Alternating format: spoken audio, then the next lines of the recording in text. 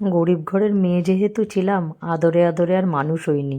কাজকর্ম শিখেছি, আদর ভালোবাসা সব কিছুর সাথে সাথে বেড়ে উঠেছি। তাই মাকে তো হেল্প করতামই, মাছ কীভাবে কাটতে হয় সেটাও পারতাম। এখন হচ্ছে ইদানিং হাতের সমস্যার জন্যে না আমি কাটতে পারি না, একটু ভয় লাগে। যেহেতু আমার সুগার আছে, সুগারে তো জানি কাটা ফাটা কিছু মাছের ফুটলে ইনফেকশান হয়ে যায়, ওই জন্য হাজব্যান্ড হেল্প করে দেয়। দেখো আমি মাছ কেটে নিচ্ছি, আজকে মার্কেট থেকে নিয়ে এসছে বাটা মাছ আর তেলাপিয়া মাছ। আর দেখো কে বসে রয়েছে, ম্যাও ম্যাও, কি কিউট না? সত্যি ও খাবে বলে এসছে, কাটাও হয়ে গেল। আর ওকে দিয়ে দিয়েছি বাকি উচ্ছিষ্ট যেগুলো, মাছটা ঘষে ঘষে পরিষ্কার করে নিচ্ছি। তাতে করে আঁশও থাকবে না, ছাইও থাকবে না, পুরো পরিষ্কার হয়ে যাবে। আমি কিন্তু এভাবেই মাছ কাটি, মায়ের থেকে শেখা।